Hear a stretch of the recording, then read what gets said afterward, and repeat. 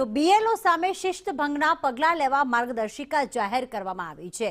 ચૂંટણી પંચ દ્વારા જે રાજ્યોના મુખ્ય ચૂંટણી અધિકારીઓ છે તેમને આ પત્ર લખવામાં આવ્યો છે અને કહેવામાં આવ્યું છે કે બીએલઓ સામે શિસ્ત ભંગની ફરિયાદ નોંધવામાં આવે તેની સામે પગલાં લેવામાં આવે।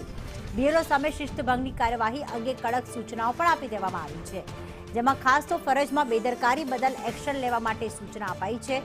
બીએલઓએ ફરજમાં જો બેદરકારી દાખવી હોય, ગેરવર્તણૂક કરી હોય તો તેની સામે કાર્યવાહી થશે। બીએલઓ સામે સસ્પેન્શન અને ખાતકીય તપાસ કરવા સૂચના આપી દેવામાં આવી છે। ફોજદારી ગેરરીતિમાં સામે પણ એફઆઈઆર દાખલ કરાશે। મુખ્ય ચૂંટણી અધિકારીની મંજૂરીથી એફઆઈઆર દાખલ કરવામાં આવશે।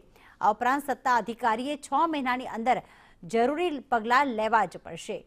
તો જે અલગ અલગ બીએલઓની જે કામગીરી કરતા હોય તેમણે જો ફરજમાં બેદરકારી દાખવી હોય તો શિસ્ત ભંગ સામે કાર્યવાહી કરવામાં આવશે। ચૂંટણી પંચ બીએલઓ જે બેદરકારી દાખવી રહ્યા છે, ફરજમાં જે ચૂક કરી રહ્યા છે તેની સામે લાલ આંખ કરી